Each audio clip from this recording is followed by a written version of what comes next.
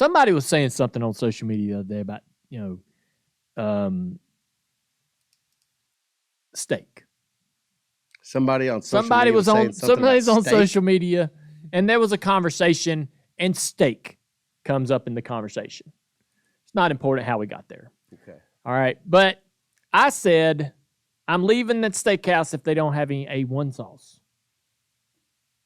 Like, if they don't have A1 to put on the steak, I'm up out of there. Specifically A1, not just steak sauce, but A1 steak sauce. A1. That's hardcore. And this has happened before, and I don't get it. So people will respond stuff like, I've never imagined you were that guy. Or if you need A1, they can't cook steak.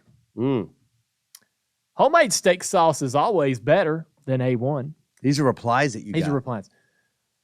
Come on, Dale Jr., if the steak's good enough, you don't need it. And good steak doesn't need A1. I mean... Wow. That's overwhelming. People think I'm putting A1 on my steak because the steak's weak. Maybe I just freaking like A1 sauce. And Heinz 57 is not a substitute.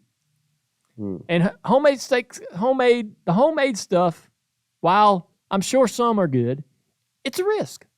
You don't know. And when you get it and it's not better than A1, you're damn disappointed, which happens more times than not. I like A1 on a steak. I don't give a damn if it's the best damn steak I'm going to ever eat. I want A1 on it. Why can I not have that? Listen, why are people so damn hard-headed that... Well, they may not be the ones that are hard-headed. Well, let me just say, why are people so hard-headed that it's a good steak, don't put shit on it? Better not put nothing on that steak, it's too good. What is that? Listen, I'm trying to work this out in my head here, and I want to be on your side on this because, look, free country. Put the daggum steak sauce on anything you want. You put it on, put it on whatever. Put it in a salad for all I care. Everybody's weird.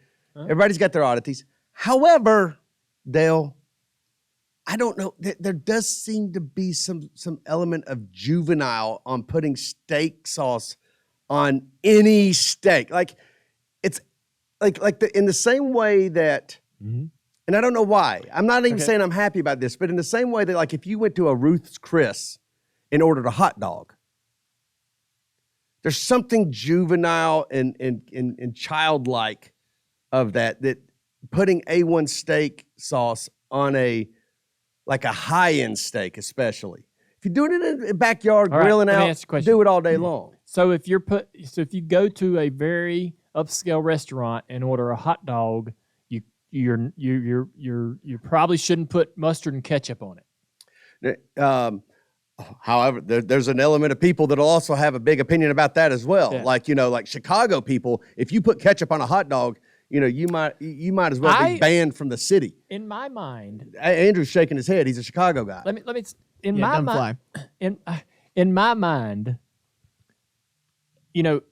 everybody can prefer their steak however they want, right?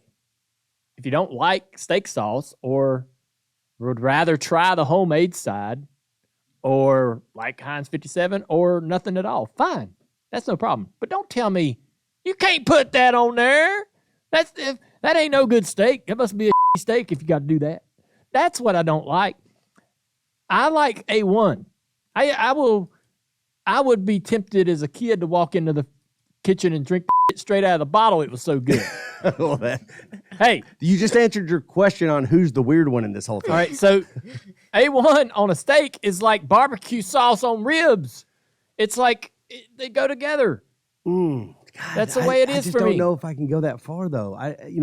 Oh man, I understand that. Look, I love a great steak. Take me to the best steakhouse ever and put the best steak in the world in front of me. I'm going to eat it and love it, but there will be a side of me that is disappointed that there is no A1 as part of this meal.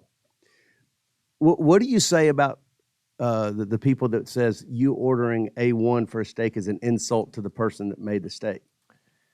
Because I think that's fair. People I don't get that. A high-end chef, if you order probably even any steak sauce, or ask for steak sauce. I've done this in a restaurant. My wife used to be a travel writer, and she would, go and critique in all these like high-end, high-scale restaurants. We ordered steak. I asked for steak sauce, and I got the look. Yeah, I think that's. I think it's petty. Yeah.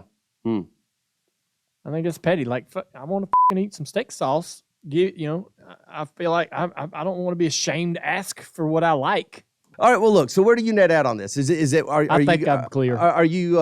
You're just gonna stay on. I don't think there's any question. You're just gonna stay on the A1 path until I hear a valid argument of why I should not absolutely ask for A1 steak sauce at a restaurant when I order a steak. I mean, I need a better example other than, it's insulting to the cook. Or, so feelings don't matter. All right. So. I guess, man, is this baked potato so damn good I can't put butter on it and it's going to piss somebody off back in the kitchen?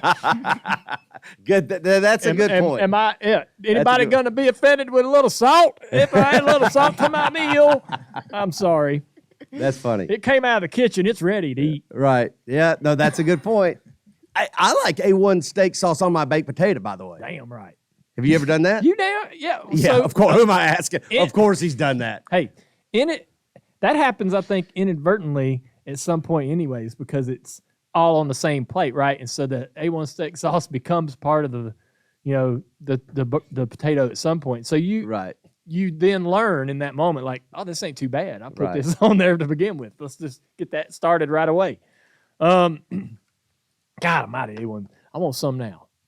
Damn. So good. I think it's the vinegar. Like, I like a lot of things like pickles and all kinds of things with kind of a vinegar base to them. Buffalo sauce. I'm all in that. I live in that sort of, food group. I remember back in your racing days, A1 came out with teriyaki flavor, and you went on I forgot about that. You remember that, though? Yeah. You were all about this A1 teriyaki. So good. Yes, you were. You loved it. Yep, put it on everything.